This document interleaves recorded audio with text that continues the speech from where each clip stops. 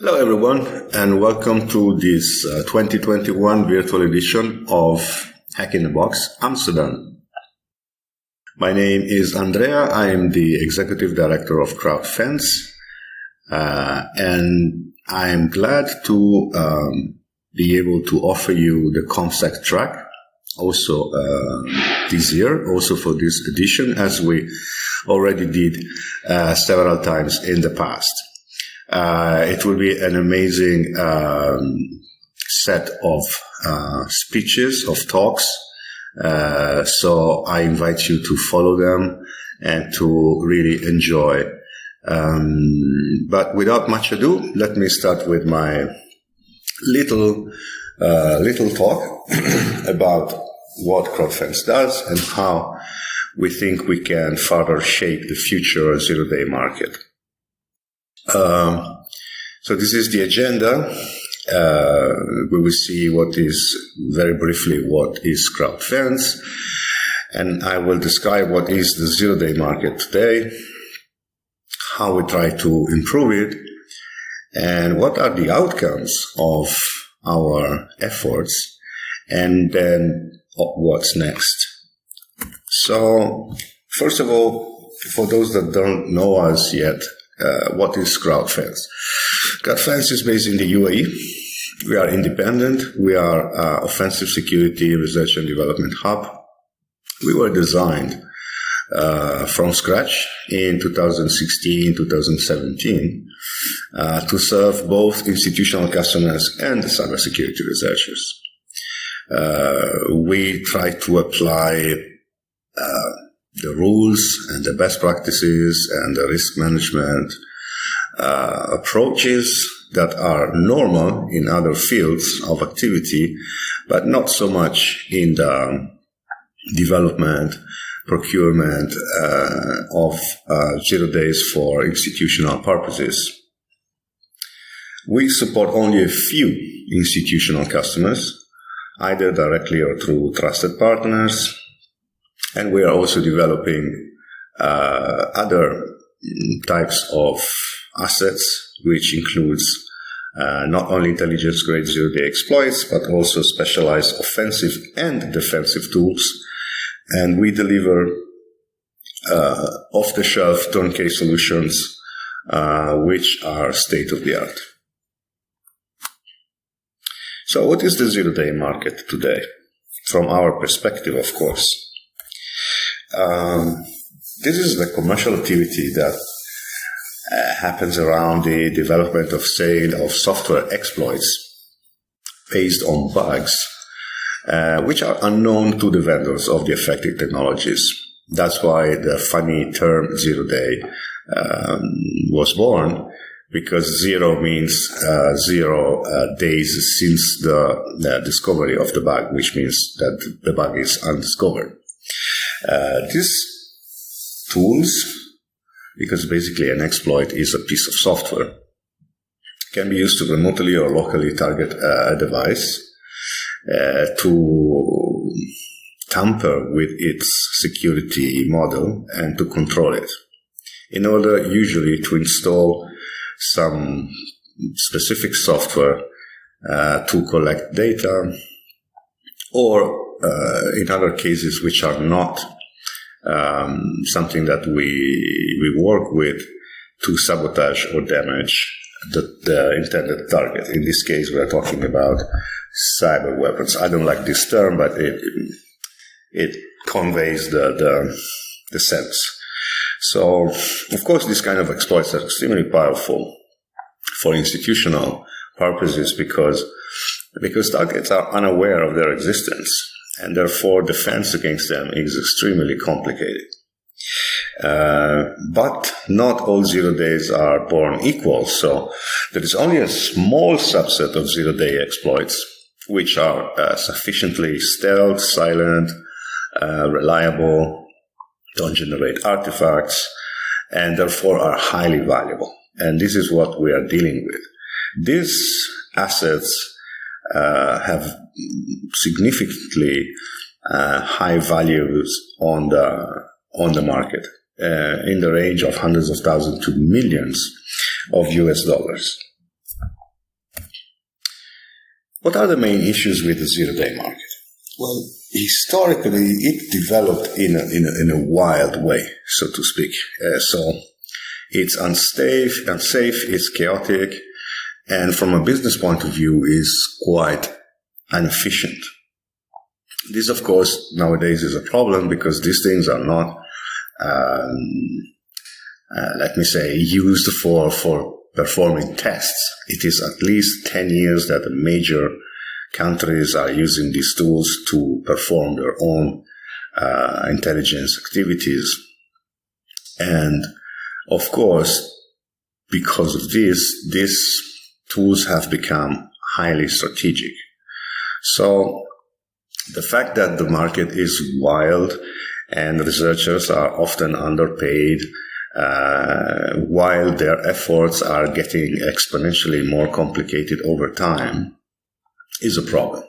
Also, this creates a talent vacuum because underpaid researchers will seek more lucrative fields and do research as a second job or in their spare time, which is again hampering the overall usefulness and possibility of deploying good tools in the field.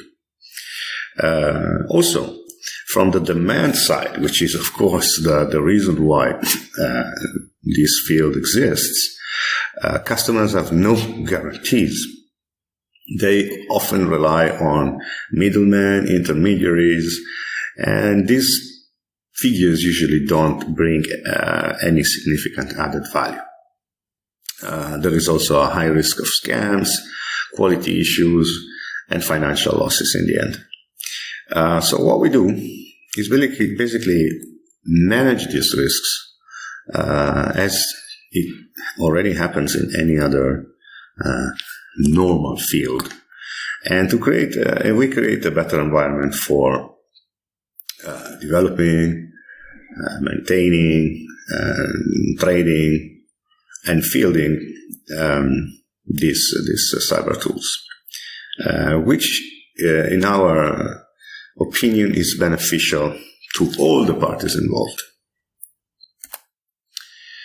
So what we did in the past 4 years, as we say, we try to hack the zero-day market by changing the rules a little bit, introducing new ways of doing business. The speed of the evolution is astonishing, so we need to catch up and be always up to date. The variables involved are very complex because this is not just a technical issue. There are geopolitical, strategic, legal, financial, ethical, organizational issues that must be handled, and also very, very complex technical issues. So what was true 5 years ago now is prehistory. So what we do is we try to anticipate this evolution and to define it. There are many inefficiencies in this market. We set the goal to normalize, professionalize, and streamline the business by changing some of its rules. First of all, we protect researchers with fair contracts, and we offer them high payouts for their efforts. The second is we help to efficiently allocate economic resources and to minimize legal, operative, and reputational risks. And as you see, this is not technical, but is paramount in a complex and advanced scenario like the one we find ourselves nowadays. Also, we try to reduce unnecessary middlemen. Not all of them, but those that are not bringing added value. By building trust with researchers, integrators, and customers. And finally, we try to develop and to spread, by example, I would say, new best practices, standards, and methodologies to approach such a complex, multidimensional problem. So, for example, we launched publicly our bug bounty program, which is of course, a zero-day procurement program, starting in 2018 by offering overall 10 million USDs for certain classes of exploits. Then in 2019, we added more bounties and more classes of targets, and we raised the amount that we were offering to 15 million USD, which again we confirmed in 2020. And of course, this worked, so we could acquire very interesting and high quality assets. So in the end, by investing in a very careful way, but with enough resources, by the end of 2020, we put into this market a little bit more than 40 million USDs in less than 3 years. Of course, we are not dealing with a large number of researchers like some bug bounty platforms. We are dealing with a few tens of researchers on an average basis, and overall our network is probably made of no more than 300 sellers, which is more than enough, because this is probably a significant percentage of the top tier of researchers and developers in this field worldwide. Then we created a web-based application, which is the Vulnerability Research Hub. It's reasonably safe by design, and implements a zero-trust model with a good enough OPSEC, I would say, for all the participants. And basically this tool is used to submit research by the researchers, and then to discuss, test, evaluate, and negotiate, eventually purchase. The acquisition and testing process is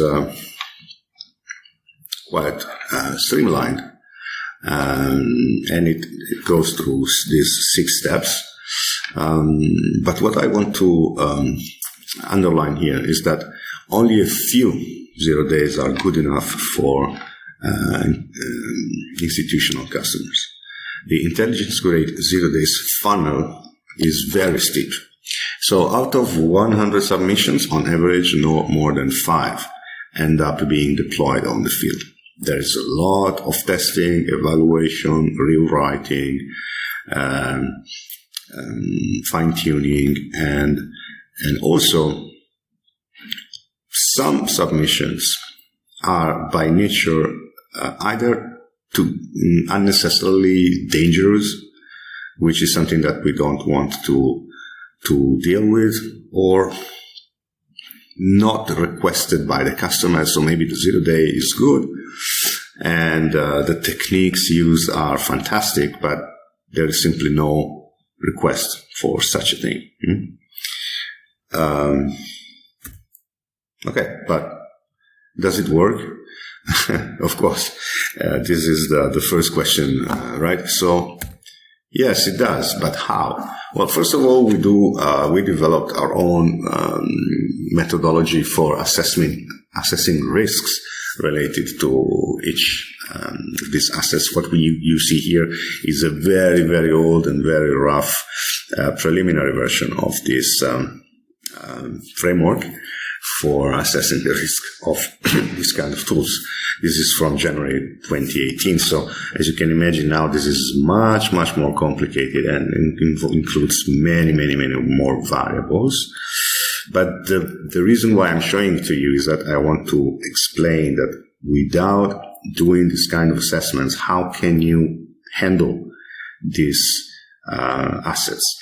It's extremely dangerous to deal with tools that can have a significant impact on their targets or even on society as a whole without knowing exactly what they are and what are the issues involved in their handling and in their fielding. And of course, based on this analysis, we will decide if and when and to whom we want to sell these kind of assets by having a key risk index for each one of them. That is, of course, updated over time because situations change and some of these variables are not fixed in time. Now here, some VRA statistics to show you why this approach, very structured approach, works. These are data from our 2019 catalog.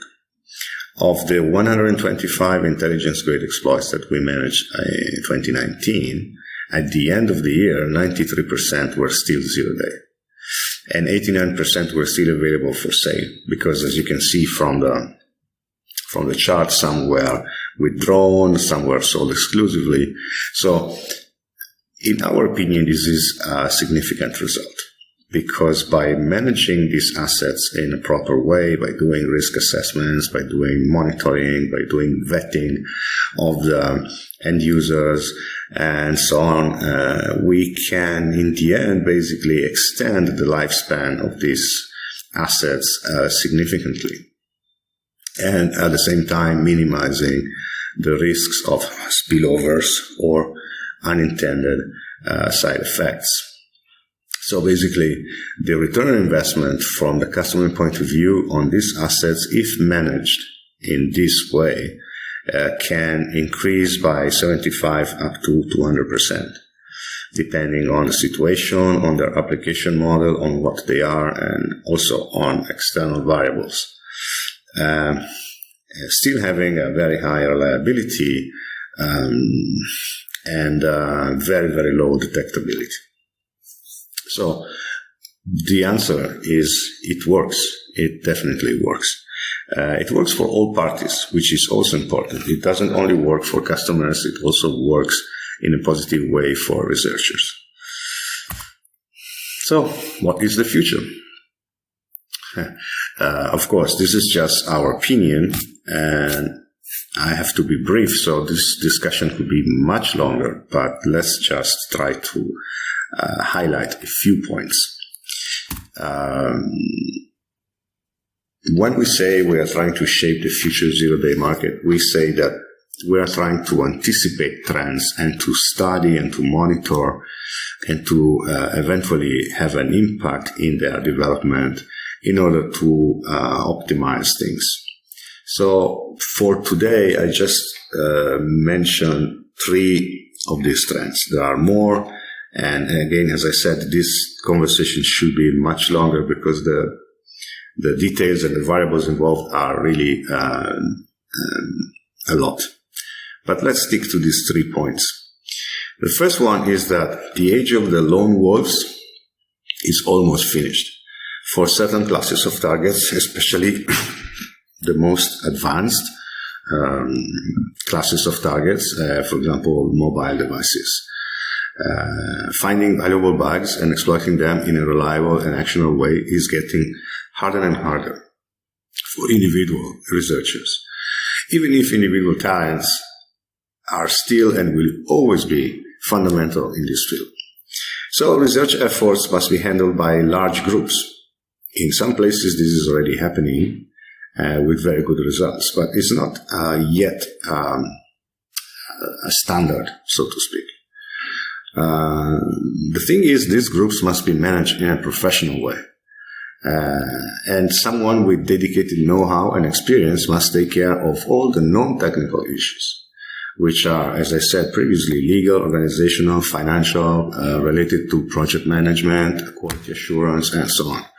And these things are usually overlooked by these groups, which is creating inefficiencies and lowering the quality of their outputs. So what we are starting to do is to offer our expertise for the management of this kind of endeavors, of this kind of efforts, as a service to these groups by partnering with them and supporting them while they can focus on the technical side. Second thing, we believe there is a clear trend towards the convergence of offensive and defensive security activities. This was a taboo until not so long ago. And many people still think that these two areas should be separated as much as possible and avoid contacts as much as possible, except maybe for red teaming activities or some vanilla bug bounty programs, and only to a certain degree. Now, in our opinion, this is a waste of resources and opportunities for both sides. And we think that these two sides should talk much more and should collaborate. Whenever possible, of course. And for the reason, we already created defensive products, and this is just an example, also dedicated to the corporate world, not necessarily to government customers. So defensive products that embed all our offensive know-how, and vice versa. And it works. You get the best of both worlds. You get something that is really state-of-the-art because, of course, you can use both points of view and both skill sets to achieve the intended results. And we will push more towards this convergence in the next months of years because we really believe this is the future of security in general and of our field in particular. Last trend I wanted to highlight is in this field there are still no proper risk management processes in place, which we already discussed previously. And this is a big problem. People are trading highly dangerous assets, goods, without assessing their related risks, the liabilities, potential adverse impacts on society, and so on. And this is a dangerous way of doing business, especially when you're dealing with very sensitive stuff like this. There is no other field of human activities where people are trading goods which have an intrinsic level of risk of this degree without managing it. And also the lack of specific oversight or the lack of specific laws except something related to dual-use technology export, which is definitely not enough to address all the issues at stake. Or maybe someone that is trying to use a CVSS score to assess the risk related to these assets, which is clearly not intended for this kind of overall assessment of the dangers of these assets. Basically, this is a recipe for disaster. And we think this should be avoided. It can be avoided by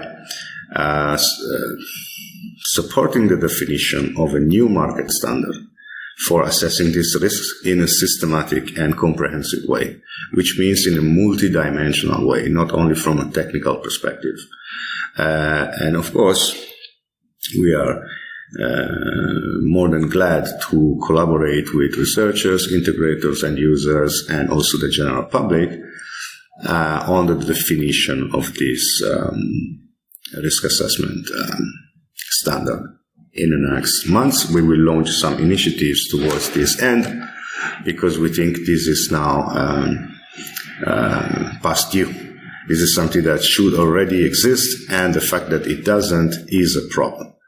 So, again, I will stop here. I leave you with COMMSEC track talks. Enjoy them, guys, and we are very proud to be sponsoring the COMMSEC track again because we really think that this is a useful way to support the community, which in the end is one of our main goals. Thanks again. Hope to see you soon in person, and stay safe and enjoy. Bye.